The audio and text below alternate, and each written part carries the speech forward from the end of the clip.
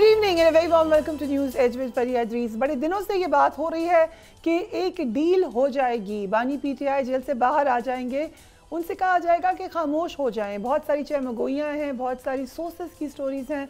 उसके बाद जब अलीमा खान ने एक स्टेटमेंट दी कि आप बैठिए और बताइए कि आप चाहते क्या हैं, ये स्पेकुलेशन मज़ीद हो गई कि अब ये डील शायद बाकायदा ऑफ़र की जा रही है। लेकिन अब इन मामलात को एक ख़त्म करने की कोशिश पीटीआई की तरफ से की जा रही है, डिनाइल है। आज अली ज़फ़र साहब ने भी एक स्टेटमेंट दी है, ज़रा देखिए। आपकी बड़ा वाज़ेह कह दिया कि कोई गिव एंड टेक नहीं है, हमें सिर्फ मेरे दरवाजे सिर्फ खुले हैं, सिर्फ और सिर्फ इस्टेब्लिशमेंट से डायरेक्टली बात करने के लिए, नेशनल यूनिटी की खातिर, इत्तेहाद की। इसके अलावा मैंने कोई अपने लिए कोई चीज़ मांगना है। इंटरेस्टिंगली अलीमा खान भी यही बात कह रही हैं कि गिव एंड टेक की बात की ऑफर एक्चुअली हो चुकी है, लेकिन कुछ अरसा पहले हुई थी। वो भी देखिए। आज इमरान खान ने बता दिया क्या मांग रहे हैं कि 3 साल चुप रहें। इसका मतलब है चैलेंज ना करें जिन्होंने मैंडेट चोरी किया। यही हो गया ना, तो डेमोक्रेसी कहाँ गई। और दूसरा, उन्होंने जो 9 मई के लिए माफी मांग लें, तो ये चीजें तो आज इमरान खान ने क्लियर कर दी। जब वो कह रहे हैं कि मैं इस चीज से पीछे नहीं हटूंगा, ये जो खुफिया रातों की जो बातें हम सुनते हैं, अगर ये खत्म कर दें, सीधी सीधी हमें बता दें, हम जाके इमरान खान से पूछ लें। नेगोशिएशन क्या होती है, एनआरओ नहीं होता। जब नेगोशिएशन होती है ना, आपको क्या चाहिए, मुझे क्या चाहिए, हमने आपको कल कहा था बता दें कि ये 2 चीजें इमरान खान मांग रहे हैं, तो ये अगर वो मानने को तैयार नहीं है तो वो टेबल पे खत्म हो गई। अब गिव एंड टेक ये कि वो मान ले, हमारा तो ये मकसद है। बड़े ऐसे से ये बात हो रही थी कि पीटीआई के अपने अंदर बहुत सारे मामलात में इख्तलाफ है, ओपनली भी ये इख्तलाफ नजर आता है। ये पीटीआई की तरफ से इतराज़ रहा कि क्यों मीडिया बार बार हमारे इख्तलाफ को हवा देता है। मीडिया का इसमें कोई कसूर नहीं था, खुद इंटरनल रिफ्ट्स हैं जो कि नज़र आती हैं। अलीमा खान ने आज एक मैसेज दे दिया पार्टी को, जिसकी वजह से वाज़े तौर पे नज़र आ रहा है कि मामला कुछ और है। Let's watch that. आपने इस किस्म के निज़ाम के खिलाफ आपने पुरअमन तरीके से, आपका हक बनता है, आप खौफ में ना बैठे। उन्होंने पार्टी को पैगाम भेजा है कि हम अगर मजबूत खड़े हैं, अब वक्त आ गया आप फैसला कर लें कि आपने मजबूत होकर पाकिस्तान के लिए खड़े होना है। अगर आपको खौफ है तो कोई हरज नहीं है, आप इन ओहदों से अलग हो जाएं ताकि वो लोग आके कर सकें जो ये बोझ बर्दाश्त कर सकेंगे। इमरान खान तब निकलेंगे, जजेस इमरान खान का केस सुनेंगे और आजादाना तरीके से फैसला देंगे। गौहर खान साहब ने भी गिव एंड टेक का लफ्ज़ इस्तेमाल किया है। ऐसा लग रहा है कि डील के वर्ड के साथ क्योंकि तासुर बड़ा नेगेटिव आता है, इसलिए पीटीआई ने डिलिबरेटली एक गिव एंड टेक का जो नाम है उसको बार बार यूज़ किया है कि वो डील ना लगे या वो डील ना समझी जाए। लेकिन गिव एंड टेक एक्चुअली होती तो एक डील ही है। इस हवाले से बैरिस्टर गौहर ने क्या कहा, वो भी देखिए। जहाँ 5 तारीख तक है, हम चीफ जस्टिस साहब से मिले थे और मैंने भी ये कहा है कि हमें उम्मीद है इंशाल्लाह ताला हमारा केस लग जाएगा, रिहाई इंशाल्लाह केस सुना जाएगा तो रिहाई उसके बाद होगी। लेकिन हमें अभी भी उम्मीद है इंशाल्लाह ताला 5 तारीख को केस लगना चाहिए। चीफ जस्टिस साहब ने कहा था लिस्ट आनी चाहिए, उसमें खान साहब का केस होना चाहिए और अर्गो होना चाहिए, फिर आगे आईन कानून के मुताबिक फैसला हो। जहाँ गिव एंड टेक की आपने बात की है, वो लोगों ने मिस इंटरप्रेट किया है। उन्होंने ये कहा है कि आप क्या चाहते हैं, ये कहा है। उन्होंने कभी ऐसा नहीं किया कि आओ कुछ हमसे गिव एंड टेक कर लो और लेट खान साहब बी फ्री। खान साहब कैटेगोरिकली कह चुके हैं कि मैं कभी भी डील के सूरत में बाहर नहीं आऊंगा और उनके खिलाफ बने हुए सारे केसेस सियासी, बोगस और पॉलिटिकल विक्टिमाइजेशन की केसेस है। बानी तहरीक इंसाफ ने आज फवाद चौधरी से मुलाकात की, या फवाद चौधरी साहब ने बानी पीटीआई से मुलाकात की। उसका आउटकम ये निकला कि फवाद चौधरी साहब बाहर आके ये बात कह रहे हैं कि मौलाना फजल रहमान के हवाले से खान साहब को गलत ब्रीफ किया गया था। ये भी देखिए। मैंने तो खान साहब से यही अर्ज किया है कि देखिए, जब तक एक बड़ी पॉलिटिक्स हमारी सेटल नहीं होगी, नीचे हम कोई कमेटियां बना लें, कुछ कर लें, उससे क्या फर्क पड़ेगा। इसलिए बड़ा जरूरी है कि एक अलायंस बने और हुकूमत और एस्टैब्लिशमेंट से बातचीत भी शुरू हो और वो अलायंस फिर जो है वो दबाव का हिकमत अमली भी जो है वो बनाए। मौलाना फजल रहमान साहब के हवाले से खान साहब को बिल्कुल गलत इन्फॉर्मेशन फीड की गई है, तो मैं समझता हूँ कि बड़ी ज्यादती की बात। और उन्होंने यही कहा कि ये तो हमें बताया गया है कि उनकी वजह से अलायंस जो है वो नहीं हो रहा है, जो मैं समझता हूँ कि बिल्कुल गलत बात। और अगर पीटीआई एक नेशनल अलायंस नहीं बना सकती, अगर आप जो है वो तहरीक की जो है उसमें सारी पार्टियों को शामिल नहीं करते, आप कैसे दबाव बना सकते। बानी पीटीआई ने आज तहरीक इंसाफ को जल्द हुकूमत के खिलाफ एक तहरीक लाने का इंदिया दे दिया है। तभी जो मैसेज था अलीमा खान साहबा का पार्टी की लीडरशिप के लिए वो बड़ा वाज़ेह है। सुन्नी इत्तेहाद काउंसिल के सरबराह साहबजादा हामिद रजा ने कुछ लाहे अमल पर रोशनी डाली है, वो भी देखिए। रऊफ हसन साहब हमें ज्वाइन करें। Thank you so much for joining us. Rauf साहब, ये डील का नया नाम है गिव एंड टेक। आपकी डिक्शनरी में होगा, हमारी डिक्शनरी में तो नहीं है अभी भी। आपकी डिक्शनरी में क्या मतलब है गिव एंड हमने टेक? बारहा कहा है, खान साहब ने डायरेक्टली कहा है, पार्टी के लीडरान ने कहा है, हर फोरम के ऊपर खड़े होके कहा है कि कोई डील नहीं होगी। और खान गिव साहब एंड ने टेक भी नहीं होगा। भी एक हफ्ते में ये कहा है कि जी मैं अपने लिए कुछ नहीं मांगता, और ये नेगोशिएशंस जो कि एस्टैब्लिशमेंट के साथ उन्होंने कहा है कि हम तैयार थे और तैयार हैं, वो भी पाकिस्तान के लिए है। गिव एंड टेक जो है वो डील का मतलब नहीं है। उन्होंने क्लैरिफाई किया है इसको कि जी मैं अपनी जात के लिए कुछ नहीं मांगता, ठीक है, मैं बट सिर्फ आई एग्री, पाकिस्तान के आई इंटरेस्ट टोटली के लिए। बिलीव कि अपनी जात के लिए कुछ नहीं मांग रहे, बिग इट्स नॉट अबाउट कि मुझे ये दिला दें वो दिला दें, बट गिव एंड टेक का जो मतलब पीटीआई दे रही है वो कह रहे हैं कि बल्कि अलीमा खान कह रही हैं, उन्होंने कहा वो क्या मांगते हैं हमें बता दें जिसके बदले में बानी को इंसाफ मिल सकता है, तो वो पॉइंट्स हम उनके पास ले जाने को तैयार हैं। सो इस पैरामीटर में उन्होंने बड़ा वाजे कर दिया। 2 साल से आपने क्या है 2 साल से खान साहब जी 2 साल से खान साहब को कैद रखा हुआ है बगैर किसी जुर्म, बगैर किसी गुनाह के। 2 साल कंप्लीट होने को है। हम पूछना चाहते हैं ना कि क्या है जो खान साहब ने किया है। इन केसेस जो हैं वो तो बिल्कुल उनमें कुछ वजन ही नहीं है ही नहीं है, फेक है, फ्रिवलस है, फ्रॉडुलेंट। अदलिया को अंडर प्रेशर रखा हुआ है। अदलिया जो है वो केसेस सुन नहीं रही है। अदलिया जो है वो ज्यूरिस्प्रूडेंस के मुताबिक, पाकिस्तान के आइन के मुताबिक फैसले नहीं कर रही है। तो क्या वो कट किया है तो बता दें क्या किया है जिसकी वजह से ये सब कुछ जो है वो भुगतना पड़ रहा है। रऊफ हसन साहब, ये अब एक तासुर वाज़ेह तौर पे नज़र आ रहा है कि पीटीआई बार बार कोशिश करती है इस्टेब्लिशमेंट से बात करने की। कभी आप मैसेज देते हैं, कभी कोई और बात करता है, कभी इस किस्म की बात आ जाती है कि आ जाए, बहन का मैसेज आ जाता है, लेकिन नहीं इंटरेस्टेड है इस्टेब्लिशमेंट आपसे बात करने में। Is that correct? ये आपका तज्जिया हो सकता है, तो लेकिन मेरा ये नहीं है। ये नहीं है, ये बिल्कुल ये नहीं है। हाँ, बात कर लेने देना। आपका सवाल है तो सुना है मैंने, अब आप जवाब सुन लीजिए प्लीज। हमारी एंगेजमेंट उनके साथ रही है और है, और मैं मेरा ख्याल है कि एक शख्स हूँ जिसने कि हमेशा डायलॉग को प्रमोट किया है। डायलॉग में मेरा फेथ है और मैं यकीन रखता हूँ कि एक सियासी जमात होने के नाते अल्टीमेटली आपको टेबल के ऊपर बैठकर बात करना होगी। अब डिटरमिन ये करना है कि किससे बात की जा सकती है। हुकूमत के साथ हमने 7 हफ्ते एंगेज किया होगा, आपको याद होगा। इनके पास कुछ नहीं है। ये तो खान साहब के मुज़ाकराती टीम की खान साहब से मुलाकात भी 7 दिन में नहीं करा सके थे। तो बेसिकली वी रियलाइज्ड कि जी इनके साथ बैठना वक्त का ज़िया है और कुछ भी नहीं है। जो ताकत का मंबा है वो एस्टैब्लिशमेंट है, उन्हीं के साथ बात होगी, क्योंकि वही बातचीत जो है वो आपने अभी कहा कि हमारी इनसे बातचीत रही है और अभी भी है। किस लेवल पे? एंगेजमेंट कह रहा हूँ, लफ्ज एंगेजमेंट। ठीक है, एंगेजमेंट कर लें। क्या एंगेजमेंट में वो उसको यूज कर लीजिए तो ज्यादा मुनासिब होगा, ताकि कम से कम कोई और मिसरिप्रेजेंटेशन ना हो। जी बिल्कुल। और मैं ये कहता हूं कि अगर आपने मुल्की मामलात को आगे बढ़ाना है तो एस्टैब्लिशमेंट और पीटीआई के दरमियान मुज़ाकरात नागुज़ीर हैं। ये मामलात आगे बढ़ ही नहीं सकते उस वक्त तक जब तक के जो इश्यूज हैं वो सेटल ना हो। सो ये एंगेजमेंट अली अमीन गंडापुर साहब के थ्रू रही है या कोई और शख्सियत है? वो जो भी होगी जी, वो मैटर नहीं करता। बेसिकली ये है कि मुज़ाकरात होने चाहिए और उसके लिए हम कोशिश हैं, वो करते रहेंगे। आपने एक बयान दिया जिसमें आपने ट्वीट की शक्ल में रीपोस्ट किया कि हमारे मुज़ाकरात बिलाखिर इस्टेब्लिशमेंट से ही होंगे, अगर ये पहले ही ताख़ीर हो चुकी है और इसमें हमारी कोताहियाँ भी शामिल हैं। क्या कोताहियाँ हुई हैं पीटीआई से? वो मेरा नहीं ख्याल कि मैं उसको पब्लिक फोरम के ऊपर डिस्कस करूंगा। ये हमारा इंटरनल मैटर है, इतना मैंने कह दिया था। बिल्कुल डिले हो चुका हुआ है। मैं उसमें बिलीव करता हूँ कि ये मुज़ाकरात बहुत पहले हो जाने चाहिए थे। आज मुल्की मामलात जो है वो सॉर्ट आउट हो चुके होते, हम एक डगर के ऊपर चल रहे होते तरक्की की तरफ, लेकिन अनफॉर्चुनेटली नहीं हुए। मेरा नहीं ख्याल कि और वक्त जो है वो ज़ाया करना चाहिए। हमें बैठ जाना चाहिए एस्टैब्लिशमेंट को और पीटीआई की लीडरशिप को, और मामलात तय करने चाहिए ताकि मुल्क जो है और मुल्क के आवाम जो है वो सुख का सांस लें। राइट। सो मिस्टर गौहर ये कह रहे हैं कि हम एस्टैब्लिशमेंट से बात करने को तैयार हैं, लेकिन बानी डील के तहत बाहर नहीं आएंगे। सो लेट्स से कि आपके ये क्लियर है आपके, हमने ना मुकदमात में रिलीफ लेना है ना जेल से बाहर आने के लिए, ये बात क्लियर हो गई। बाकी और क्या चीज़ हो सकती है जो आप ऑफर कर सकते हैं या वो आपको ऑफर कर सकते हैं? हम ये भी डिमांड कर रहे हैं फरिया, जो मामला अदालतों में हैं उनको आइन और कानून के तहत सुना जाना चाहिए और आइन और कानून के तहत उनके फैसले किए जाने चाहिए।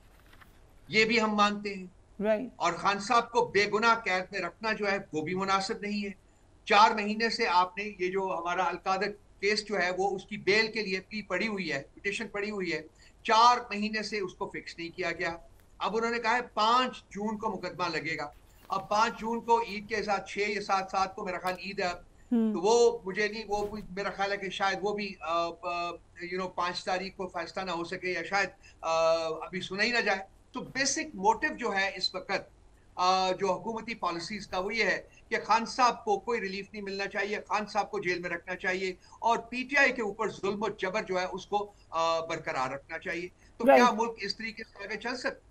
हम ये तो डिमांड कर सकते हैं ना कि ये नाइंसाफी खत्म होनी चाहिए, हम ये तो डिमांड कर सकते हैं ना कि जुल्म और जबर खत्म होना चाहिए, हम ये तो डिमांड कर सकते हैं ना कि बहैसियत पाकिस्तानी शहरी होने के हमें भी इंसाफ मिलना चाहिए। तो हमारा हक है ना, हम पाकिस्तानी हैं। ये आप बिल्कुल ठीक कह रहे हैं, आप कुछ भी डिमांड कर सकते हैं रऊफ साहब, लेकिन वो पॉइंट्स भी होने चाहिए जो दोनों के म्यूचुअल इंटरेस्ट के हों। कहीं ना कहीं आपको इंटरेस्ट मिलेंगे तो ये बात आगे बढ़ेगी। इस वक्त जो बातें आप कर रहे हैं या जो दूसरी साइड का फोकस है उसमें कहीं आपके इंटरेस्ट मिलते हुए नजर नहीं आ रहे। देखिए, हम बैठेंगे बात करेंगे तो पता चलेगा ना, यही तो बात हो रही है। बैठिए, बात कीजिए, बताइए कि क्या चाहते हैं, हम भी बताएंगे कि हम क्या चाहते हैं। कुछ बातें बीवी ने खुद बताई कि 3 साल के लिए खामोशी हो जाए। 2 साल से तो जेल में है, अगर ऐसा पार्ट ऑफ गेम नहीं है पॉलिटिकल गेम, तो आपको लगता नहीं ये बात मान लेते तो आज शायद एक एग्जिट हो रहा होता कोई मामला? मैंने आपकी बात, आपकी आवाज कट गई थी बीच में, सुनी नहीं है, काइंडली रिपीट इट। जी, अलीमा बीवी ने कहा 3 साल की खामोशी मांगी जा रही थी। बहुत कुछ मांगा जा रहा था, मैं उसको नहीं यहाँ डिस्कस करना चाहूंगा, लेकिन ये मामला सारे बैठेंगे जब कभी तय हो सकते हैं ना। आप खुल के बताइए कि आप क्या चाहते हैं, हम भी खुल के बताएंगे कि हम क्या चाहते हैं। फिर देखते हैं कि मामला क्या है कि क्या चाहती है एस्टेब्लिशमेंट आपसे। ये एस्टेब्लिशमेंट खुद ही बताए तो ज्यादा बेहतर है जी। मैं तो नहीं बताना चाहूंगा, कुछ हकायक मुझे पता है, लेकिन मेरा नहीं ख्याल कि मेरे लिए मुनासिब होगा कि मैं एस्टेब्लिशमेंट के बिहाफ के ऊपर बात करूं। एस्टेब्लिशमेंट को खुद अपने बिहाफ के ऊपर बात करनी चाहिए। राइट, हम एक ब्रेक ले रहे हैं, we will be right back.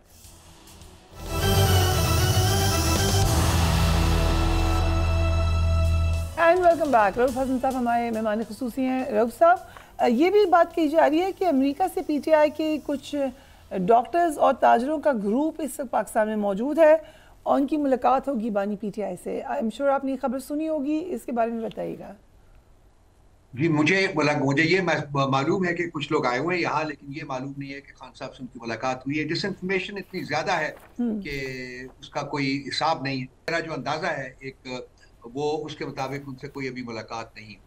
Right, साहबजादा Hamid रजा ने कहा कि उन्होंने एक प्लान बनाया हुआ है।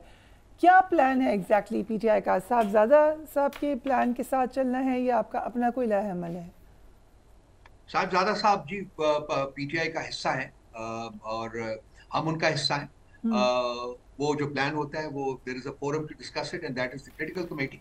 वो डिस्कस करेगी और उसको अप्रूवल देगी। खान साहब की इंस्ट्रक्शंस आ चुकी हुई हैं कि मुल्की एहतजाज जो है उसका आगाज करना है ईद के बाद। तो खान साहब का प्लान जो है, साहबजादा साहब का प्लान भी डिस्कस होगी, लाजमी बात है। इस वक्त प्लान है पार्टी के पास कि क्या करना है ऑन द रोड्स एजिटेशन में?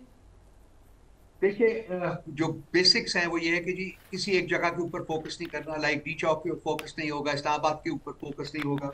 वे एक पुरअमन एहतजाज होगा जो कि सारे मुल्क में फैला होगा और ये हर लेवल के ऊपर, यूसी डिस्ट्रिक्ट लेवल के ऊपर, प्रोविंस लेवल के ऊपर, सिटी टू सिटी लेवल के ऊपर ये एहतजाज जो है। बट जो साहबजादा हामिद रजा कह रहे हैं कि मैंने पार्टी को जो प्लान दिया है उस पर अमल किया गया तो हम जीटी रोड पर होंगे और इस्लामाबाद में बहुत कुछ हो चुका होगा। मुझे यकीन है जी कि अगर प्लान सही हो और डायनामिक सही हो तो वो इफेक्टिव होगा, क्योंकि पब्लिक सपोर्ट हमारे साथ मौजूद है। ये कहना कि पब्लिक नहीं निकलेगी, वो मैं उससे बिल्कुल एग्री नहीं करता। अगर हमारे पास एक इफेक्टिव प्लान हो और एक मोटिवेटिंग कैंपेन हो तो मेरा ख्याल है पब्लिक तो बेचारी जैसे तैसे निकल ही आती है, या आपके रहनुमा वहाँ पे या आते नहीं हैं, या वो कहते हैं प्रोटेक्ट करें एमएनएस को, अपने सेनेटर्स को, या फिर ये कि वो खैबर पख्तूनख्वा वज़ीर आला चले जाते हैं कहीं। असल में तो मसला आपकी लीडरशिप का है। देखिए, मामला और भी बहुत से हैं जो कि मेरा नहीं ख्याल कि यहाँ पब्लिक फोरम के ऊपर डिस्कस करने चाहिए। लीडरशिप का प्रॉब्लम नहीं है जितना कि जो हालात हैं, जो सिचुएशन क्रिएट की जाती है, जो एनवायरनमेंट क्रिएट किया जाता है, जो फस्तायत, जुल्म और जबर की बोतात होती है, जिस तरीके से शाहराएं बंद की जाती हैं, पुल बंद किए जाते हैं, गलियां तक बंद की जाती हैं, जिस तरीके से इंटरनेट डाउन किया जाता है, आपको पता है सारा कुछ, लेकिन शायद बोलने की इजाजत ना हो। लेकिन ये चीजें जो हैं, इनको अगर आप साथ मिला के देखें तो एक ज्यादा होलसम पिक्चर सामने आती है। उसके बावजूद हमारे लोग निकले, जब भी एहतजाज की कॉल दी गई बहुत बहादुरी से निकले, बहुत बड़ी तादाद में निकले और डेंट डाला। लेकिन अब जो है उसमें डेफिनेटली ज्यादा एफर्ट की जा रही है कि एक ज्यादा सस्टेनेबल प्लान जो है उसको तैयार किया जाए, ताकि अगर ये आपने की सस्टेनेबल प्रोग्राम 126 दिन का धरना दे के भी नहीं कुछ हो सका सस्टेन, ये बात आप लोगों को, क्योंकि इसमें आप ही एक्सपर्ट हैं, बाकी पार्टीज की निस्बत धरना देना है, उठना नहीं है, इसका कभी यही फ़ायदा होता है कि आपको एयर टाइम मिल जाता है, आपकी बात हर कोई सुनता है, अपना नैरेटिव बना सकते हैं अगर आपको टीवी कवरेज मिल जाए। अपार्ट फ्रॉम दैट इसका क्या फ़ायदा है? देखिए, यहाँ धरने की बात हो ही नहीं रही है, ये मुल्क की एहतजाज की बात हो रही है, और ये दो बिल्कुल डिफरेंट मामला है। तो आपने एहतजाज का सोचा है किसी पॉइंट पे वो एहतजाज धरने में नहीं बदलेगा? मुझे बात खत्म नहीं करने दे रही जी, करें। वो अगर मुल्क की एहतजाज हो जाता है और मल्टीपल लेवल्स के ऊपर होता है तो उसका डेफिनेटली बहुत जल्दी इम्पैक्ट होगा। क्या इम्पैक्ट आप एक्सपेक्ट कर रहे हैं? क्या इम्पैक्ट? हम मुल्क में आइन और कानून की हुक्मरानी जो है वो कायम करना चाहते हैं, और हमारा कोई एजेंडा नहीं। आइन और कानून के मुताबिक मुल्क चलना चाहिए, आइन और कानून के मुताबिक राष्ट्रीय इदारे चलने चाहिए, इन आइन और कानून के मुताबिक इंसाफ मिलना चाहिए। मौलाना फजल रहमान के हवाले से कोई प्रॉपर ब्रीफिंग नहीं दी गई खान साहब को? खान साहब से जो लोग कंसर्न लोग हैं वो उनसे बात करते रहे इस सिलसिले में। अनफॉर्चुनेटली आपको पता है कि उनसे मुलाकात जो है वो एक अजाब है, की नहीं देनी जाती। अभी जुमेरात को मेरी भी बारी थी उनसे मुलाकात करने की, मैं गया वहाँ, वक्त के ऊपर गया, 5 घंटे धूप और डस्ट में खड़े होके वापस आ गए। मई की धूप में नहीं मिलने दिया गया। 35-36 हफ्ते हो गए हैं मुझसे मुलाकात नहीं हुई। बाकी सियासी लीडर्स जो हैं उनको भी तकरीबन 30 हफ्ते होने वाले हैं कि मुलाकात की इजाजत नहीं दी जा रही। कोर्ट के ऑर्डर्स मौजूद हैं, सब कुछ मौजूद है, लेकिन नहीं मुलाकात करने दी जा रही। क्या ये आपने पहले देखा इस मुल्क में? राइट, हसन साहब, थैंक यू सो मच। और इन हालात में, इन मामलात की अगर ऐसी चीजें सामने हो तो आपको क्या ख्याल आता है ज़हन में, क्या हो रहा है मुल्क में? Right, will take a break, we will be right back. Welcome back. भारतीय हुकूमत अपने अवाम को बहलाने के लिए मुसलसल धमकियां में लबो लहजा इस्तेमाल कर रही है। नरेंद्र मोदी और उनके वज़रा की ज़बानदराजी का मकसद अपने अवाम को रफ़ेल तैयारों की तबाही समेत दीगर भारतीय जानी और माली नुकसान से बेखबर रखना है। भारतीय हुकूमत ऑपरेशन सिंदूर की नाकामी की वजह से अंदरूनी मुल्क उठने वाले सवालात से शदीद परेशान भी नजर आ रही है। ख्वाजा महासराई पर भी भारत को इस वक्त नाकामियों का मुंह देखना पड़ रहा है, और भारत में ये सवालात उठ रहे हैं कि जनूबी एशिया के किसी मुल्क ने भी भारत का साथ क्यों नहीं दिया। शायद इन्हीं सवालात का जवाब ना देने के लिए नरेंद्र मोदी मुसलसल अवामी इज्तिमात में जाकर बड़े एक आप समझ लें एनिमेटेड तरीके से ऑपरेशन सिंदूर जारी रहने का ऐलान करते दिखाई दे रहे हैं। आज नरेंद्र मोदी ने क्या गीदड़ भपकी दी वो भी देख लें। अच्छा, दोबारा बॉडी लैंग्वेज देखें, बेहतर हो रही है बॉडी लैंग्वेज भी, और डिलीवरी भी बेहतर हो रही है, क्योंकि जब झूठ बोलना होता है थोड़ी मेहनत करनी पड़ती है। पहली स्पीच पोस्ट ये जो स्क्वामिश हुई पाकिस्तान इंडिया की, बहुत ही पैथेटिक आप कह लें, लेकिन उसके बाद आहिस्ता आहिस्ता उन्होंने मेहनत की है और अब थोड़ी बेहतर किस्म की स्पीच होने लग गई है, एनिमेटेड लगती है। भारतीय वज़ीर दिफा राजनाथ सिंह भी अपने गुरु नरेंद्र मोदी से पीछे नहीं है। राजनाथ सिंह ने आज कहा कि पाकिस्तान के साथ सिर्फ दहशतगर्दी के मामले पर बात होगी, जबकि और किसी इशू पर बात नहीं करेंगे। उन्हें भी देखिए। कल वज़ीर आज़म शहबाज शरीफ ने भारत की पानी बंद करने की धमकियों का मुंह तोड़ जवाब दिया, और आज फील्ड मार्शल सैयद आसिम मुनीर ने भारत को 2 टोक जवाब दे दिया है। फील्ड मार्शल सैयद आसिम मुनीर ने कहा पाकिस्तान की रेड लाइन है और 24 करोड़ पाकिस्तानियों के इस बुनियादी हक पर आंच नहीं आने देंगे। फील्ड मार्शल ने ये गुफ्तगू मुख्तलिफ जामियात के वाइस चांसलर्स और सीनियर सादसा कराम से जो मीटिंग थी उनकी उस दौरान की। फील्ड मार्शल ने कहा कि पाकिस्तान की अगली नस्लों को किरदार साजी और सादसा कराम की उनकी जिम्मेदारी है कि उनकी किरदारसाजी करें। आपने पाकिस्तान की कहानी अपनी अगली नस्लों को बतानी है। मार्का हक में अल्लाह ताला ने हर तरह से पाकिस्तान की मदद की। मार्का हक इस बात का सबूत है कि जब पूरी कौम एक आहनी दीवार बन जाए तो दुनिया की कोई ताकत उसे गिरा नहीं सकती। कश्मीर का कोई भी सौदा मुमकिन नहीं है। हम कभी भी कश्मीर को नहीं भूल सकते। हिंदुस्तान जान ले के पाकिस्तान कश्मीर को कभी नहीं छोड़ेगा। पानी पाकिस्तान की रेड लाइन है, पानी पाकिस्तान की रेड लाइन है और 24 करोड़ पाकिस्तानियों के इस बुनियादी हक पर आंच नहीं आने देंगे। पाकिस्तान हिंदुस्तान की इजारादारी कभी कबूल नहीं करेगा। दहशतगर्दी हिंदुस्तान का अंदरूनी मसला है, चीन की जिसकी बुनियादी वजह अक़लियतों पर बढ़ता हुआ जुल्म है। बलूचिस्तान में दहशतगर्द फितनतुल हिंदुस्तान है, इनका बलोचों से कोई ताल्लुक़ नहीं है।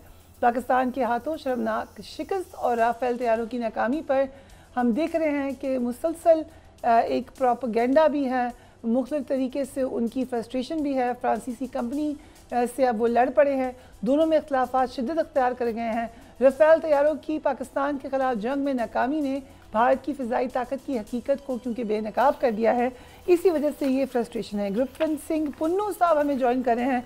Thank you so much joining us on the programme. आपने हमें भारतीय फ़ौज में सिख फ़ौजियों की बगावत की खबर दी। आपने कहा कि 100 से ज़्यादा सिख फ़ौजी कश्मीर और खालिस्तान की आज़ादी के लिए पाक फ़ौज के साथ मिलने के लिए तैयार हैं। ये क्या मुतालबात हो सकते हैं इन लोगों के? सब तो पहला पाकिस्तान दे अवाम सरकार ते फौज नूं वाहिगुरू जी का खालसा वाहिगुरू जी की फतेह। मसला भैन यह है कि जदों six for justice Khalistan referendum ने यह सुनेहा लाया है कि सिख फौजी भारत दी फौज हिंदुस्तान च जो है वो पाकिस्तान दे खिलाफ हथियार नहीं चुकेगा, नतीजे वजों पाकिस्तान दी फतेह हुंदी है और हिंदुस्तान दी इस छोटी जंग दे विच हार हुंदी है। उस तो बाद इन्हां ने घट्टो घट 18 तो 30 ਜਿਹੜੇ ਸਿੱਖ ਫੌਜੀ ਹੈ ਉਹਨਾਂ ਨੂੰ ਇਨਵੈਸਟੀਗੇਸ਼ਨ ਕੀਤੀ ਉਹਨਾਂ ਤੇ 18 ਜਿਹੜੇ ਆ ਇਸ ਵਕਤ ਤੋਂ ਇਹਨਾਂ ਨੇ ਸਸਪੈਂਡ ਕੀਤੇ ਹੈ ਤੇ ਉਹਨਾਂ ਦਾ ਕੋਰਟ ਮਾਰਸ਼ਲ ਹੋ ਸਕਦਾ ਹੈ। ਔਰ ਮੇਰੇ ਕੋਲ 100 ਤੋਂ ਵੱਧ ਜਿਹੜੇ ਸਿੱਖ ਫੌਜੀ ਹੈ ਉਹਨਾਂ ਦਾ ਸੁਨੇਹਾ ਆਇਆ ਹੋਇਆ ਹੈ ਕਿ ਅਸੀਂ ਜੇ ਹਥਿਆਰ ਚੁੱਕ ਕੇ ਪਾਕਿਸਤਾਨ ਦੀ ਫੌਜ ਦੇ ਨਾਲ ਰਲਦੇ ਆ ਕਿ ਪਾਕਿਸਤਾਨ ਦੀ ਫੌਜ ਤਿਆਰ ਹੈ ਕਸ਼ਮੀਰ ਜਾਂ ਜਿਹੜਾ ਹਿੰਦੁਸਤਾਨ ਦੇ ਕਬਜ਼ੇ 'ਚ ਪੰਜਾਬ ਹੈ ਉਸ ਨੂੰ ਆਜ਼ਾਦ ਕਰਵਾਉਣ ਵਾਸਤੇ ਸਾਡੇ ਨਾਲ ਉਹ ਲੜਨਗੇ, हाँ या ना जवाब लेके दियो। राइट। सो भारतीय फौज में कुछ सिख फौजियों ने जंग में हिस्सा नहीं लिया तो उनके खिलाफ बगावत का मुकदमा दर्ज कर दिया गया है। सिख कम्युनिटी के कुछ लोगों को ज़बरदस्ती खालिस्तान के खिलाफ रैलीज निकालने पर मजबूर किया जा रहा है। क्या सिख फौजियों की साथ जो ट्रीटमेंट है या जो ये एक मुतालबात हैं ये फौजी क़यादत या फ़ौज के ऊपर भी असरअंदाज होगी? मैंने समझ नहीं आई आखिर की पूछा पैन तुसी जी कि ये जो इख्तलाफात नजर आ रहे हैं उससे क्या पूरी फौजी क़यादत के ऊपर भी इंपैक्ट हो सकता है इसका?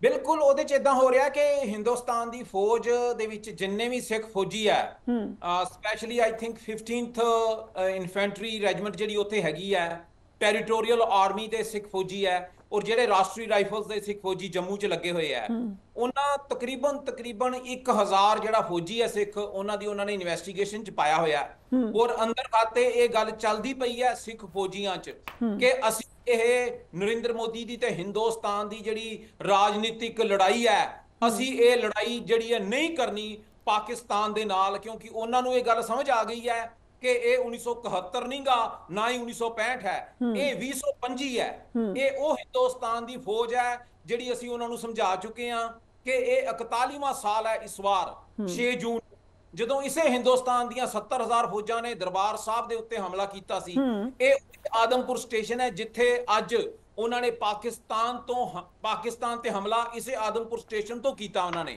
और यही आदमपुर स्टेशन तो उस वक्त हैलीकाप्टर चल के 1984 ਦੇ ਵਿੱਚ ਅਕਾਲ ਤਖਤ ਸਾਹਿਬ ਦੇ ਉੱਤੇ ਨੇ ਉਹਨਾਂ ਨੇ ਗੋਲਾਬਾਰੀ ਕੀਤੀ ਸੀ तो हिंदुस्तान ਦੀ ਫੌਜ ਚ ਜਿਹੜਾ ਸਿੱਖ ਫੌਜੀ ਹੈ ਉਹ ਬਗਾਵਤ ਦੇ ਉੱਤੇ ਉਤਰ ਆਇਆ ਹੈ ਉਹ ਹਿੰਦੁਸਤਾਨ ਦੇ ਨਾਲ ਰਲ ਕੇ ਪਾਕਿस्तान ਤੇ हमला नहीं करेगा ना करना चाहता है। Very interesting. बट भारतीय वज़ीर आज़म तो बार बार ये बात कर रहे हैं, वो कह रहे हैं ऑपरेशन सिंदूर खत्म ही नहीं हुआ। सो क्या ये दोबारा कोई हमला होने जा रहा है? देखो ਜਿਹੜਾ ਨਰਿੰਦਰ ਮੋਦੀ ਹੈ ਮੈਂ ਤੁਹਾਨੂੰ ਉਦੋਂ ਵੀ ਦੱਸਿਆ ਸੀਗਾ right now he has landed in ICU which is an emergency he is on his last breath he is on the death bed ਉਹਦੀ ਰਾਜਨੀਤਿਕ ਮੌਤ ਹੋ ਚੁੱਕੀ ਹੈ ਆਪਰੇਸ਼ਨ ਸੰਦੂਰ ਜਿਹੜਾ ਹੈ, ਜੇ ਤੁਸੀਂ ਰਾਤ ਦੇ ਹਨੇਰੇ ਦੇ ਵਿੱਚ ਮਸਜਿਦਾਂ ਤੇ ਹਮਲਾ ਕਰਦੇ ਹੋ ਤੇ ਛੋਟੇ ਛੋਟੇ ਬੱਚੇ ਤੇ ਬੀਬੀਆਂ ਜਿਹੜੀਆਂ ਉਹਨਾਂ ਨੂੰ ਕਤਲ ਕਰ ਦਿੰਦੇ ਹੋ ਖੁੱਲੇਆਮ, ਤੇ ਤੁਸੀਂ ਕਹਿੰਦੇ ਹੋ ਜੀ ਅਸੀਂ ਅੱਤਵਾਦੀਆਂ ਤੇ ਹਮਲੇ ਕੀਤੇ ਆ। ਔਰ ਅੱਜ ਉਹਨੇ ਪੂਰੇ ਪਾਕਿਸਤਾਨ ਦੇ ਆਵਾਮ ਨੂੰ, ਕਿਉਂਕਿ ਜਿਹੜੀ ਪਾਕਿਸਤਾਨ ਦੀ ਜਿੱਤ ਹੋਈ ਹੈ ਔਰ ਪਾਕਿਸਤਾਨ ਦੀ ਫਤਿਹ ਹੋਈ ਹੈ, ਉਹਦੇ 'ਚ ਅੱਲਾ ਦਾ ਹੱਥ ਤਾਂ ਹੈ, ਪਰ ਜਿਹੜਾ ਤੁਹਾਡਾ ਆਵਾਮ ਹੈ, ਜਿਹੜਾ ਤੁਹਾਡਾ ਯੂਥ ਹੈ, ਉਹ ਤੁਹਾਡੇ ਨਾਲ ਖਲੋਤਾ ਸੀ। ਮੋਦੀ ਨੇ ਉਹਨਾਂ ਨੂੰ ਕਿਹਾ ਵੀ ਤੁਸੀਂ ਰੋਟੀ ਖਾਓ ਜਾਂ ਫਿਰ ਗੋਲੀ ਖਾਓ। ਸੋ ਅਸੀਂ ਤੁਹਾਡੇ ਚੈਨਲ ਤੋਂ ਐਲਾਨ ਕਰਦੇ ਹਾਂ ਨਰਿੰਦਰ ਮੋਦੀ ਨੂੰ ਤੇ ਹਿੰਦੁਸਤਾਨ ਨੂੰ ਵੀ ਤੂੰ ਪਾਕਿਸਤਾਨ ਦੇ ਆਵਾਮ ਤੇ ਗੋਲੀ ਚਲਾਉਣ ਦਾ ਜੇ ਦਮ ਰੱਖਦਾ ਹੈ ਤੇ ਤੂੰ ਪੰਜਾਬ ਦੇ ਵਿੱਚੋਂ ਤੇ ਸਿੱਖ ਦੇ ਸਾਹਮਣੇ ਨਿਕਲ ਕੇ ਵਿਖਾ, ਫਿਰ ਅਸੀਂ ਵੇਖਾਂਗੇ ਗੋਲੀ ਜਿਹੜੀ ਹੈ ਜਨਮ ਸਥਾਨ ਪਾਕਿਸਤਾਨ ਤੇ ਪਹੁੰਚਦੀਆਂ ਜਾਂ ਲਾਸ਼ਾਂ ਤੁਹਾਡੀਆਂ ਇਸ ਹਿੰਦੁਸਤਾਨ ਦੀ ਫੌਜਾਂ ਦੀਆਂ ਅਸੀਂ ਪੰਜਾਬ ਦੇ ਵਿੱਚ ਢੇਰ ਲਾ देंगे। Very interesting. सो दूसरी तरफ हम देख रहे हैं कि सिख कम्युनिटी की जानब से एक हफ्ता पहले मोदी के खिलाफ आलमी अदालत में मुकदमा चलाने का मुतालबा किया था कि मोदी ने पंजाब में 3 जजेस समेत बहुत से अफसरान कत्ल करवाए हैं। हमने देखा है कि कत्ल के मुल्ज़मात खासकर क्रॉस बॉर्डर असैसिनेशन के इल्ज़ामात लगे हैं भारत पर। मोदी जी जब प्राइम मिनिस्टर थे उस वक्त, ये तो आपने डायरेक्ट उन्हीं पर इल्ज़ाम लगा दिया, ये ज़रा समझाइएगा। मैनू भैन उस मसले बारे नहीं ज़्यादा पता, क्योंकि ਜਿਹੜਾ भी कोई कानूनी कार्रवाई हुई है, ਅਸੀਂ सिक्स फॉर जस्टिस ਜਾਂ खालिस्तान रेफरेंडम वाले इस वक्त सिर्फ भारती कब्जे वाले पंजाब ਨੂੰ आज़ाद कराउण ਦੀ ਮੁਹਿੰਮ ਚਲਾਉਂਦੇ ਪਏ ਆ। ਇਹ ਜਿਹੜਾ ਮੁੱਖੀ ਅਧਿਕਾਰਾਂ ਦਾ ਕੰਮ ਹੈ ਕਿ ਮੋਦੀ ਨੂੰ ਕਿਸੇ ਕੋਰਟ 'ਚ ਲੈ ਜਾਈਏ ਜਾਂ ਕਿਸੇ ਰਾਜਨਾਥ ਨੂੰ ਫੜ ਲਈਏ, ਇਸ ਤੋਂ ਅਸੀਂ ਇਸ ਵਕਤ ਬਾਹਰ ਆ। ਜਿਹੜੀ ਅਸੀਂ ਲੌਬਿੰਗ ਕਰਦੇ ਪਏ ਆ ਉਹ ਇਹ ਹੈ ਕਿ ਪਾਕਿਸਤਾਨ ਦੇ ਖਿਲਾਫ ਹਿੰਦੁਸਤਾਨ ਦੇ ਵਫਦ ਅਮਰੀਕਾ 'ਚ ਵੀ ਆਏ ਹੋਏ ਆ, ਇੱਥੇ ਯੂਕੇ 'ਚ ਵੀ ਆ, ਯੂਰਪ 'ਚ ਵੀ ਆ। ਅਸੀਂ ਉਹਨਾਂ ਦੇ ਖਿਲਾਫ ਇਹਨਾਂ ਮੁਲਕਾਂ ਦੀਆਂ ਸਰਕਾਰਾਂ ਦੇ ਕੋਲ ਲੌਬੀ ਕਰਦੇ ਪਏ ਆ ਕਿ ਇਹ ਉਹ ਦਹਿਸ਼ਤਗਰਦ ਹਿੰਦੁਸਤਾਨ ਦੇ ਪਾਰਲੀਮੈਂਟੇਰੀਅਨ ਹੈ ਜਿਨ੍ਹਾਂ ਨੇ 1984 ਦੇ ਵਿੱਚ ਜੂਨ ਦੇ ਵਿੱਚ ਦਰਬਾਰ ਸਾਹਿਬ ਤੇ ਹਮਲਾ ਕੀਤਾ ਤੇ ਉਹਨੂੰ ਜਸਟੀਫਾਈ ਕੀਤਾ। ਨਵੰਬਰ 1984 ਦੇ ਵਿੱਚ ਸਿੱਖਾਂ ਦੀ 30,000 ਤੋਂ ਵੱਧ ਨਸਲਕੁਸ਼ੀ ਹੋਈ ਤੇ ਇਹ ਸ਼ਸ਼ੀ ਥਰੂਰ ਤੇ ਜਿਹੜਾ ਇਹਦੇ ਨਾਲ ਤਰਨਜੀਤ ਸੰਧੂ ਆਇਆ ਇਹ ਜਸਟੀਫਾਈ ਕਰਦਾ ਉਹਨਾਂ ਨੂੰ। ਅਸੀਂ ਤਾਂ ਸਿਰਫ एक मिनट, ये बड़ी खबर है। आपने कहा कि शशि थरूर जो कि वफ्द लीड कर रहे हैं भारत का, वो सपोर्ट करते रहे सिखों के साथ परसिक्यूशन। ਸਿੱਖਾਂ ਦੇ ਖਿਲਾਫ ਉਸ ਜਿਹੜਾ ਸ਼ਸ਼ੀ ਥਰੂਰ ਹੈ ਉਹ ਇੰਡੀਅਨ ਨੈਸ਼ਨਲ ਕਾਂਗਰਸ ਜਿਹਦਾ ਗਾਂਧੀ ਫੇਸ ਸੀ, ਇੰਦਰਾ ਗਾਂਧੀ ਸੀ, ਉਹਨਾਂ ਦਾ ਇਹ ਬੱਚਾ ਹੈ। ਇਹ ਉਹਨਾਂ ਦਾ ਬੱਚਾ ਹੈ। ਜਦੋਂ ਜੂਨ 84 ਦੇ ਵਿੱਚ ਹਮਲਾ ਹੋਇਆ, ਤੁਸੀਂ ਇਹਦੀਆਂ ਜਾ ਕੇ ਸਾਰੀਆਂ ਸਟੇਟਮੈਂਟਸ ਚੈੱਕ ਕਰ ਲਓ। ਇਸਨੇ ਨਵੰਬਰ 1984 ਜੂਨ 1984 ਸਿੱਖਾਂ ਦੀ ਕਤਲੋਗਾਰਤ ਦਰਬਾਰ ਸਾਹਿਬ ਤੇ ਹਮਲਾ ਆਪਣੇ ਸਮੇਂ ਇਹ ਜਸਟੀਫਾਈ ਕਰਦਾ ਰਿਹਾ ਹੈ ਕਿ ਅੰਦਰ ਜੂਨ ਦੇ ਵਿੱਚ 84 ਚ ਉੱਥੇ ਅੱਤਵਾਦੀ ਸੀ। ਨਵੰਬਰ 84 ਚ ਜਿਹੜੀ ਛੋਟੇ ਛੋਟੇ ਬੱਚੇ ਮਾਰੇ ਗਏ ਆ, ਸਾਡੀ ਵਿਡੋ ਕਲੋਨੀ ਬਣੀ ਹੈ, ਇਸਨੇ ਜਸਟੀਫਾਈ ਕੀਤਾ ਹੈ ਕਿ ਜਦੋਂ ਇੱਕ ਐਡੀ ਵੱਡੀ ਇੰਦਰਾ ਗਾਂਧੀ ਵਰਗੀ ਰਾਜਨੀਤਿਕ ਜਿਹੜੀ ਹੈ ਉਹਦਾ ਕਤਲ ਹੁੰਦਾ ਹੈ ਤੇ ਉਹਦਾ ਇਫੈਕਟ ਹੁੰਦਾ ਹੈ। ਇਹ ਉਹ ਲੋਕ ਹੈ ਜਿਹੜੇ ਜਸਟੀਫਾਈ ਕਰਦੇ ਆ ਜੈਨੋਸਾਈਡ ਨੂੰ। ਅੱਜ ਇਹ ਦੁਨੀਆ 'ਚ ਪਹੁੰਚੇ ਹੋਏ ਆ ਜਸਟੀਫਾਈ ਕਰਨ ਵਾਸਤੇ ਕਿ ਜੀ ਅਸੀਂ ਮਸਜਿਦਾਂ ਤੇ ਜਿਹੜਾ ਹਮਲਾ ਕੀਤਾ, ਛੋਟੇ ਛੋਟੇ ਬੱਚੇ ਮਾਰੇ ਆ। ਸੋ ਇਹ ਇਹਨਾਂ ਦੀ ਫਿਤਰਤ ਹੈ। ਇਹ ਹਿੰਦੂਤਵਾਦੀ ਹਿੰਦੁਸਤਾਨ ਦੀ, ਚਾਹੇ ਉਹ ਕਾਂਗਰਸ ਦੇ ਬੰਦੇ ਹੈ, ਚਾਹੇ ਉਹ ਬੀਜੇਪੀ ਦੇ ਜਾਂ ਆਰਐਸਐਸ ਦੇ ਹੈ। ਪਾਕਿਸਤਾਨ ਦਾ ਸਿੱਖ ਦਾ ਜਿਹੜਾ ਦੁਸ਼ਮਣ ਹੈ ਉਹ ਹਿੰਦੁਸਤਾਨ ਦਾ ਸਿਸਟਮ ਹੈ, ਹਿੰਦੁਸਤਾਨ ਦਾ ਸੰਵਿਧਾਨ ਹੈ ਤੇ ਸ਼ਸ਼ੀ ਥਰੂਰ ਉਸ ਨੂੰ ਸਾਹਮਣੇ ਲੈ ਕੇ ਆ ਰਿਹਾ ਇਸ वक्त।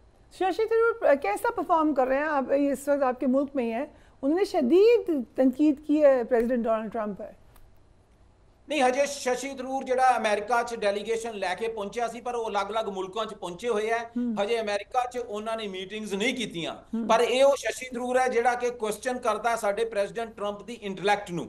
ਜੇ ਉਹ ਪ੍ਰੈਜ਼ੀਡੈਂਟ ਟਰੰਪ ਨੂੰ ਸਮਝਦਾ ਹੀ ਨਹੀਂ ਵੀ ਉਹ ਕਾਬਲ ਹੈ, ਫਿਰ ਇੱਥੇ ਲੈਣ ਕੀ ਆਏ ਹੈ? ਫਿਰ ਕਿਹਨੂੰ ਸਮਝਾਣਾ ਉਹਨਾਂ ਨੇ? उसका जवाब पर बहुत जरूरी है। उसका जवाब कल सैकटरी रूबियो ने दे दिता है कि जिन्ने भी फॉरेन ऑफिशियल्स है जिन्हां दे उत्ते इल्जाम लगते हैं ह्यूमन राइट्स वायलेशन दे, freedom of speech and expressions दे, जां झूठे केस पाउंदे जिद्दां इन्हां ने मेरे ते कीता होया, मैनूं मारन दी कोशिश कीती, केस पाए, उन्हां दे वीजे अगे तो इन्हां ने रद्द कर देने हैं। ਇਹ ਡਾਇਰੈਕਟ ਸੁਨੇਹਾ ਜਿਹੜਾ ਹੈ ਸ਼ਸ਼ੀ ਥਰੂਰ ਨੂੰ ਹੈ, ਨਰਿੰਦਰ ਮੋਦੀ ਨੂੰ ਹੈ, ਅਮਿਤ ਸ਼ਾਹ, ਰਾਜਨਾਥ ਤੇ ਤਰਨਜੀਤ ਸੰਧੂ ਨੂੰ ਹੈ ਕਿ ਇਹ ਉਹਨਾਂ ਦਾ ਆਖਰੀ ਸਫ਼ਰ ਹੋਏਗਾ। ਇਸ ਤੋਂ ਬਾਅਦ ਉਹ ਅਮਰੀਕਾ ਨਹੀਂ ਆ ਸਕਦੇ। ओके, बट कितना आपको लाइकली लग रहा है कि एक और अटैक कर देगा भारत? ਇਹ ਤਾਂ ਜੀ ਹੁਣ ਪਾਕਿਸਤਾਨ ਆਰਮੀ ਤੇ ਜਾਂ ਫਿਰ ਹਿੰਦੁਸਤਾਨ ਦੀ ਫੌਜ ਨੂੰ ਪੁੱਛਣਾ ਪਏਗਾ, ਪਰ ਮੈਂ ਆਪਣੇ ਤਜਰਬੇ ਨਾਲ ਦੱਸ ਸਕਦਾ ਕਿ ਉਹ ਬਲੈਕ ਆਊਟ ਦੀ ਜਿਹੜੀ ਹੈ ਰਿਹਰਸਲ ਮੌਕ ਦੁਬਾਰਾ ਕਰਦੇ ਪਏ ਹੈ।